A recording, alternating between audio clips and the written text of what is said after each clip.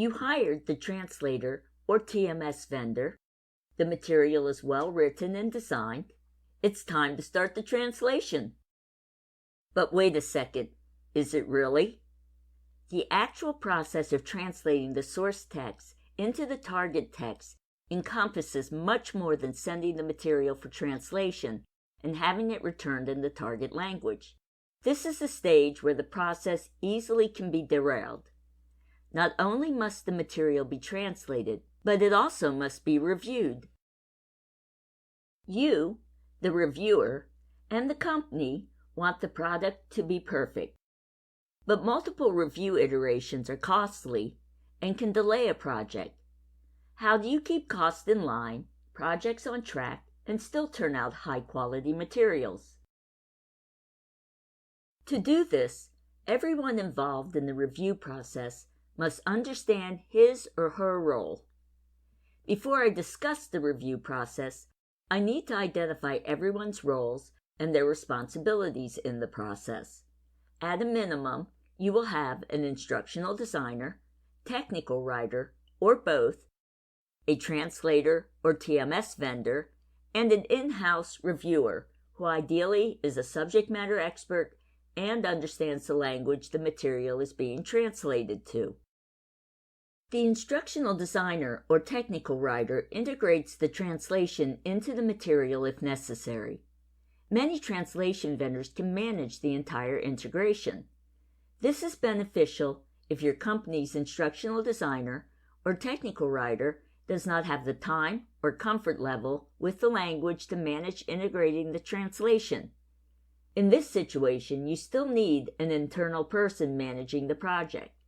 You also need someone with knowledge of the software to make sure everything is displaying and working correctly, and that the vendor adhered to company-style guides and templates. Often the ID or technical writer handles both the project management and the quality assurance. The translator or TMS vendor is the one who translates your materials. The scope of this role varies depending on who you use. If you use a TMS vendor, the extent of the vendor's role depends on how much of the integration the vendor performs.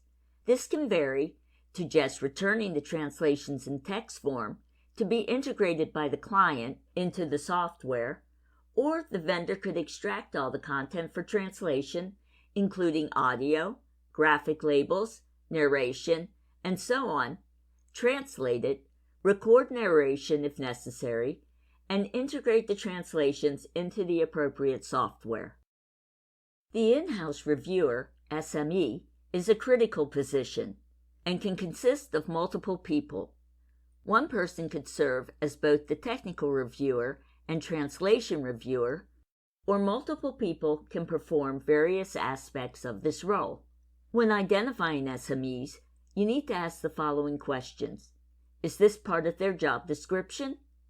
Will translation review prevent them from completing their core responsibilities? Are they involved from project initiation? Are they trained for this task? Not knowing the answers to questions 1, 2, and 3 is often the cause of project delays. If reviewing is not part of the job description and the reviewer does not report to the group requiring the translation, then the review may become a task the reviewer does when and if there is time. Also, if this person was not included in the project plan from the start, giving an SME this task without forewarning could also cause delays. Finally, is the SME trained for this task? When the reviewer does not understand his or her role in the QA process, she could be reviewing issues that are not her responsibility and missing the issues that are. Often this is a result of overzealousness. The reviewer wants the product to be perfect and does not understand the cost of this type of review. This applies to all parties in the process. Make sure each person understands his or her role in the review process and adheres to it. You might want to read my blog post, The Cost of a Comma, to see what happens when people don't understand their roles in the review process. The link is below.